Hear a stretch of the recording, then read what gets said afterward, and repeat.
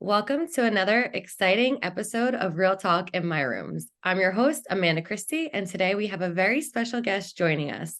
Doreen, a highly talented and seasoned professional photographer, is here to share her expertise in photography education and the journey from hobbyist to professional.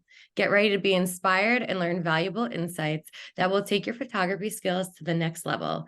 So without further ado, let's dive right into the episode. And Doreen, please introduce yourself to everybody. Well, you already gave me a glowing review, but I'm Doreen Laskowitz of Doreen Laskowitz Photography and Grit and Golds magazine. And I love talking about all things the arts, especially photography. But I'm by trade, I was actually a music teacher. So I'm retired from that. And now just, enjoying starting all kinds of new things in the arts and media and fun stuff like that. Yeah, you really are. You're out in the community. You're helping. I see you out there with all the women businesses and helping them grow with your magazine. And real quick, before we even dive into the questions, I would love for you to tell everybody a little bit about your magazine that you have. So the magazine is called Grit and Goals. I was trying to find two words that had to do with, how tough it is sometimes to run a business, or the fact that sometimes it's not exactly fun, right? Some of the things we have to do, you just have to get through it, and that was the grit part. And of course, something relating to moving your business forward, and that's where the word goals came from. But I do focus mostly on solo entrepreneurs. It's fun for me to be able to say to a small business owner, I'd love to feature you or tell your story. It does focus a lot on women who have sort of interesting backstories. I don't want it to be just like a big advertising booklet of small businesses. It really focuses on women's stories. So some of the women in the magazine may not be business owners, but they may be people in media. They may have an interesting personal story. So it's, a variety of things. And then also throwing some lifestyle in there, which I enjoy having contributor articles. So women who have specialties who want to write those useful how-tos and things like that. So it's really chock full of other people in each issue contributing. And of course, being a photographer, I'm very particular. I'm not the only person who puts in it. There are some issues that we've had over a dozen photographers contribute, but just to have a beautifully laid out issue and really give a chance for small business owners or women who normally wouldn't be in larger venues a chance to say, I've been published. So that's Okay, I'm exciting. here. Now you mentioned ad space. How would one get ad space in the magazine? Well, they can head over to my website, gritandgoals.work, the magazine site, and there's information about different tiers of ad space that they can buy. And what's great is with this past issue that we have out, the current issue, we started offering a digital copy, which is in 2024, the digital copy will be free. So if you buy an ad space, you'll actually have live links. And I have a pretty good size email list. So it's going to go right out to tons of women in the tri-state area, right into their box. And when they click on the links for your ads, it goes right to your stuff. So I'm excited to be able to tell businesses about that, about advertising. That's so exciting. So I would definitely want you to talk a little bit more about that in the end, like how someone can be a contributor, but let's dive into the questions that we have for you today. So, Doreen, many aspiring photographers dream of turning their hobby into a profession. Could you share some key steps or strategies that you would recommend to someone looking to make that transition? Absolutely. I think a few of the biggest things to keep in mind when you're a hobbyist looking to turn it into a profession is, first of all, don't believe everything you see on social media. I've seen some newer photographers who think they're ready to tackle weddings because their friends and family tell them, what a good eye they have. And your friends and family on social media are going to always compliment and love everything you do, but you have to take it with a grain of salt. There is a learning process. Secondly, constantly take up every opportunity to learn. A camera is not like a magical unicorn machine that you just push a button and awesome things come out of it. I think a lot of hobbyists are looking to become into a business, they haven't taken the time to really learn the technical end of the camera. And I'm talking about the boring stuff, the optic of lenses or the physics of how light behaves. So really just be hungry to learn. And when you have somebody who offers to help you learn that, um, jump on it every chance you get. And really just learn the business end of things. And this is something that I see a lot of. A lot of newer photographers think they can just throw up a Facebook page and start offering sessions. But talk to a tax professional, find out what kind of insurance options there are. What do you have to do to pay your taxes? What do you have to do to be legal? And it's not just because we're trying to keep an industry honest and to high standards. It also protects the photographer as well. I've seen people set up garage studios. Well, what happens if somebody comes for a session and they trip over something in your garage and you didn't tell your homeowners insurance that you were now running a business? You're going to be in big trouble. Yeah. So really seek out the business professionals that will secure you on the legal end of that, because it can really get you in some hot water financially, insurance wise, all sorts of things. Yeah. And that is huge because, like you said, sometimes it's like, oh, like you have your family and friends, you're great, you do great, you should do this, do it, but they don't realize what goes into it, how much actually goes into it. Like you said, the one end, the education side of it, but then the business side of it, they're two huge factors of it. And if you don't have either one of them, or if, like you said, you have someone who wants to mentor you or help you, jump right on that, because it's going to help you get your business going to become the professional that you could be. Yeah, and especially too, like when a lot of photographers, when they're starting out, they think they should just throw a whole bunch of cheap stuff out there. And my strong feeling on that is, if you start off cheap, it's going to be hard to raise your prices and then get the clientele that are looking for a high end or a luxury product.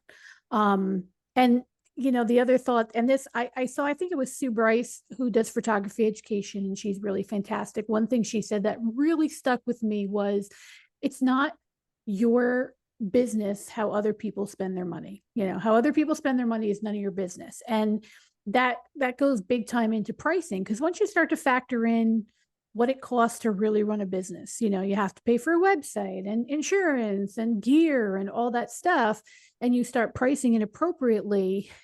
I think we as creators always deal with that guilt factor, like, oh, I feel bad asking this person to pay this much for a session. Well, you don't know what their money situation is. That's none of your business. You have to charge to run a business. It's not, you just have to. So start off, once you have everything, all your legalities in place, you should start off with a livable rate, really. That's great. That's huge. And that kind of actually leads us into the second question. So, as a professional photographer yourself, what are some essential skills or techniques that you believe every photographer should focus on to improve their craft? I think one of the things that's been part of my big journey in photography is really been how to deal with light.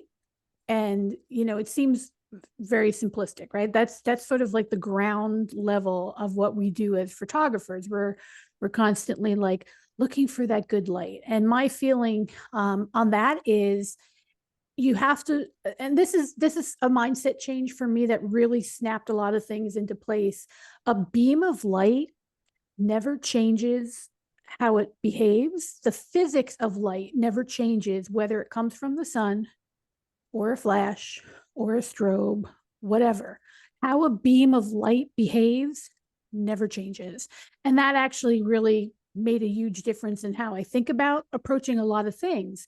I know some photographers who call themselves natural light photographers, but they don't really learn about the physics of light. And that's where you get into, I as the creator, there's no such thing as good light to me. I as the creator basically control the light, right? Good light for me is the light that I'm able to measure, reflect, deflect, absorb, create, whatever.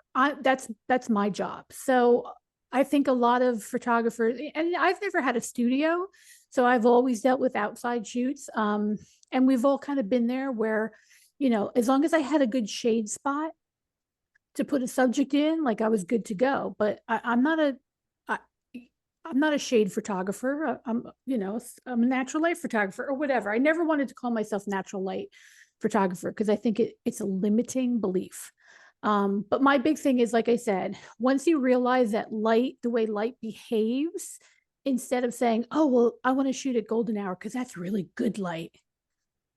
It doesn't matter if it's the sun, a bulb, a flat, whatever. A beam of light always behaves the same way. And when you start to think about light in that way, you'll really get a grasp on how to control it and expose your images properly. Absolutely. And do you have any recommendations or tools on where people or where should they start when it comes to learning about light? So someone Um, just starting out who really wants to get into it, like what could they? I think if you start to study with people who really embrace off-camera flash, I think that's one of the most difficult things to really get a handle on, right? Especially if you started, like a lot of newer photographers started doing, like, oh, it's a nice day in a park, so I'm going to do sessions there and whatnot. I use flash for my outdoor sessions. If my background is brighter than my subject, then I really should have put some flash on them, right? So um, there's so many resources and they can actually be quite overwhelming when it comes to it. And that's why, finding somebody who can really do that one-on-one, see where you're at, assess it, and then work with you individually. There's so many resources out there, like YouTube. You can go down rabbit holes for every little photography topic that you'd want, and it can be overwhelming.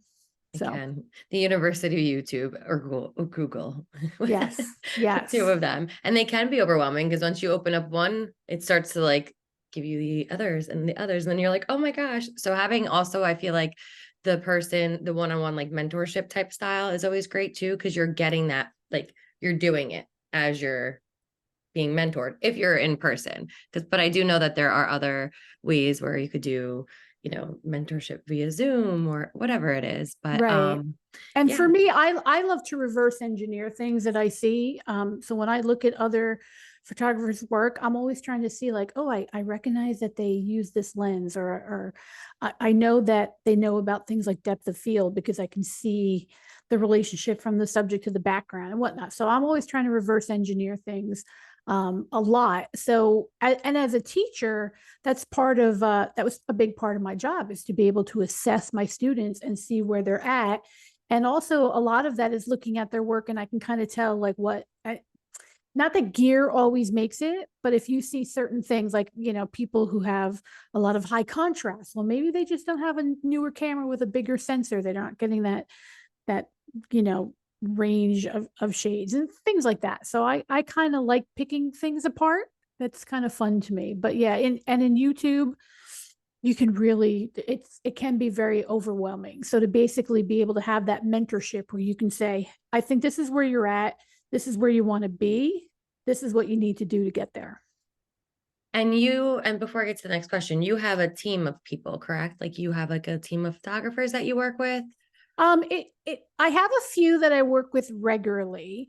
And then depending on the situation, I'll have contributing photographers. So for example, in the spring, we co hosted a styled shoot with PA Wedding Guide. And they had set up this great shoot, and we collaborated with them in a way that whoever came to the shoot as a photographer would be in the summer issue. So those photographers all got to submit their work, and then I got to pick things from it. Every photographer who came got two or three images, depending on how big of a real estate on each page for each setup. I also have, sometimes women contribute things about, if they're an author or their business and they're not geographically close enough for me to come shoot them. That sounds weird to say shoot them, photograph them, but and they have a regular photographer that they work with. That photographer will get credit in the magazine too as a contributor, which is nice because my feeling is if I can set up something where I can bring in as many different small women-owned businesses as possible, I find that to be fantastic. So when I Absolutely. do, when I do find women that I want to feature, it doesn't mean that they're close enough for me to go photograph them. And it really does give an opportunity for somebody else to say, hey, I'm in print. Woo-hoo, Right. I'm published. So So I know you're in Pennsylvania, and I know yes. you also work in New Jersey, but with that being said, you take people from all around the US for it to be like featured, Yeah. or Right now I'm focusing sort of on that tri-state area just to kind of get our bearings, so Mhm. to speak. We're 1 year coming up on like 1 year old. The first issue winter will be the first 2024 issue. And it's easiest to start something when you start with people that and who are around you. So even though there's people that I don't maybe know personally, I've seen them through networking groups or whatnot. And I'm like, oh, I'd love to have a feature on that person because they seem like they're, a go-getter or active or whatnot. So, but I've interviewed somebody from Canada, like I'm not limiting myself, but especially when you have digital issues, that's something that really does help you sort of spread things out because you're not limited to where you're shipping things or whatnot, and people can see it instantly. But really focusing on the tri-state area for the time being, and then we'll see what the the future goal, that's holds. the next goal. Yeah. Yeah. I love that. I love that. So, my next question for you is photography education plays a vital role in the journey from hobbyist to professional. Can you share your resources, workshops, or online courses that would be helpful to others to how they can get started with even working with you?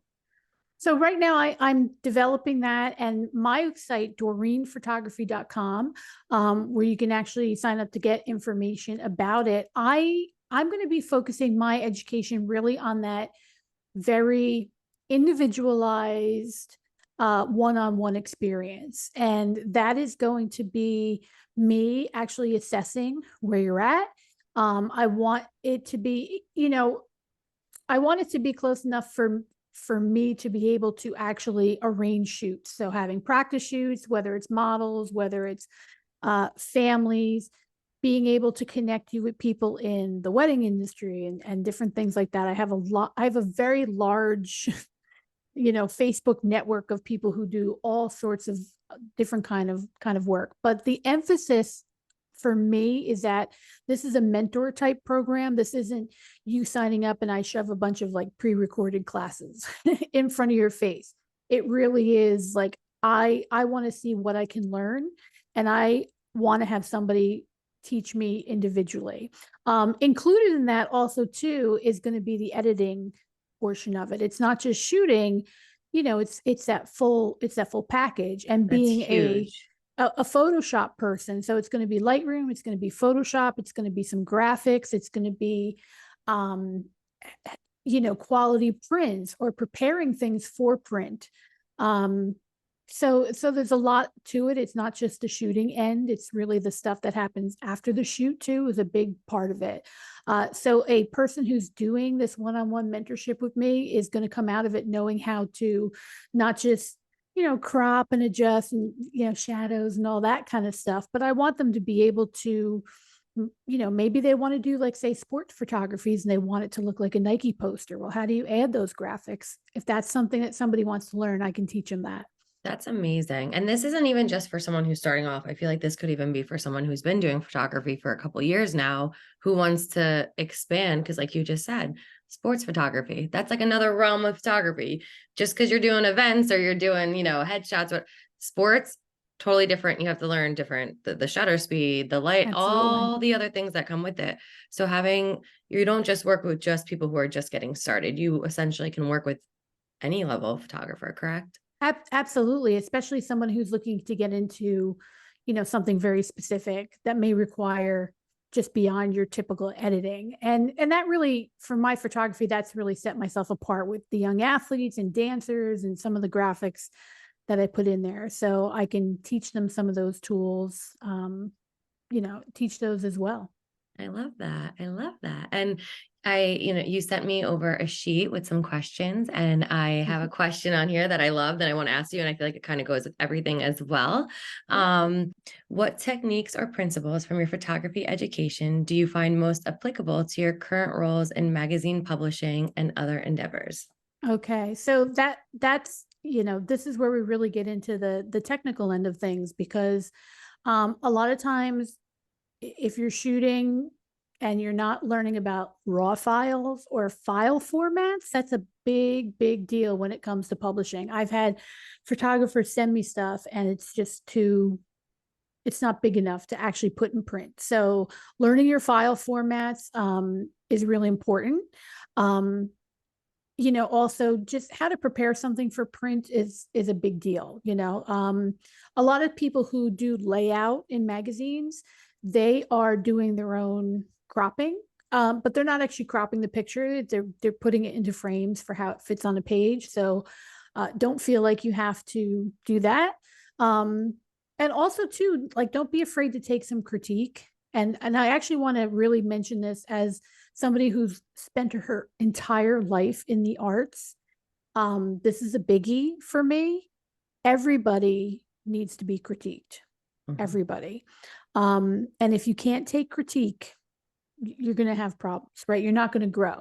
I have a regular critiquer for my layout, and that is my 22-year-old child who has his BFA in graphic design. So, as much as I'm creating stuff on the page, I have somebody, who like picks my stuff apart fairly regularly. So really just being open to critique is probably the biggest advantage you can give yourself in terms of growing and progressing and learning. Absolutely. That goes for every and any business as well, because I feel like if you're trying to grow anything, I don't know, whether you're doing social media, you're a makeup artist, you're a dancer, you're whatever it is that you're doing, you need that critique. And it's like you said, you're going to grow, you're going to get better. You just have to be able to take it. If you can't take that criticism, then you're going to have like you said, a tough time in business. But I'd love to have you back again for a second episode after the new year, after we see some of the things that you're going to do, which if you can just give everybody a little, just tell everybody what you have coming for 2024. Absolutely. As I had mentioned before, I'm always looking for ideas or contributors. One thing I did is I made a contributor book. It's like a free little magazine insert that you can see online. It explains the difference between being a contributor and being a feature, which a lot of people get confused on. And if you want to be a contributor because you want to show off your expertise in your area, it actually has a whole bunch of different ideas on that. All of these things can be linked at gritandgoals.work, which is our website. And then if you're interested in my photography education, DoreenPhotography.com is my photography site. And I'm excited because I'm not planning on having a huge amount of students. I'm looking for those people who are really serious about getting that individualized one-on-one experience with an experienced mentor. And so it's very exciting. And we're starting to actually get some traction with the magazine in terms of we were on News 12 a couple weeks ago. That's amazing. And, so things are starting to move along. So I'm excited to bring along as many motivated businesswomen that want to be involved. Absolutely. And actually real quick, you were a sponsor at our committee event last year, the holiday event. And that is when you had your launch of the magazine, correct? Yep. Just when you were out there in the networking in the field and you were part of the event, meeting people, what is one or two things, what's some feedback that you would give someone when it comes to Oh yeah. Okay. So that night made quite an impression on me because it was definitely the first networking event where I had actually put the magazine out there. And it's always interesting how people react to you when you're creating media. And you probably see this too, like people wanting to be on your podcast and wanting to be part of your networking and different things that you're putting out there. It was interesting to observe, and I had Taylor with me that night. She's one of the photographers that's He's involved in the awesome. magazine. Yeah. And we just thought it was amazing. It was almost like watching human behavior when people approach you differently because you have a piece of media. And I had never been to a networking event where I could see, I'm usually pretty aware, like situationally aware, of what's going on around me. And I try to be. So, like, to actually see people who are making a beeline for you, you know, and as a photographer going to networking events, I didn't experience that. So that was definitely made an interesting impression. Interesting. And I will tell you that there were some people who made a really great impression that night, introducing themselves and whatnot. And there was one or two that are like, hey, I want a full page. Wait, how about hello? My Right. name The is human interact. Yeah. Like that interaction, your right, connection, make the genuine connection first before being like, I want this. How right. can you So help me? It's like, how can we help each other? yeah, exactly. And it's always, any piece of media, even the biggest ones, there's just a person back there. Like start with hello. Um, always approach people just from that, like you said, that human interaction. So that night definitely made an impact, and I'm definitely looking forward to the next G&O that I can get out to for sure. Absolutely, absolutely. Well, we're having another holiday one, but we'll talk about that Woo. after the episode. So, where can everybody find you? I know you mentioned your website, but social media, where can everybody find you, connect with you, work with you, all the great things? Absolutely. On Instagram, the magazine is Grit and Goals. And me personally is my name, Doreen.Laskowitz is on Instagram. I know that's a mouthful, but usually if you go through the magazine's Instagram, it's me. It's me and like my intern and whatnot. So that's fine too. So love to connect. And we're on Facebook, same thing, Doreen Photography on Facebook, and Grit and Goals on Facebook as well. Amazing. And I'll link all of that in the show notes as well. And Doreen, again, thank you so much for taking time today to do this. And I can't wait to have you on again after the New Year's. And I can't Yay. wait to hear about all the fun things that you have planned. So I'm thank you, excited to thank you, thank share. you. I appreciate you. Thank you for having me. Thank you.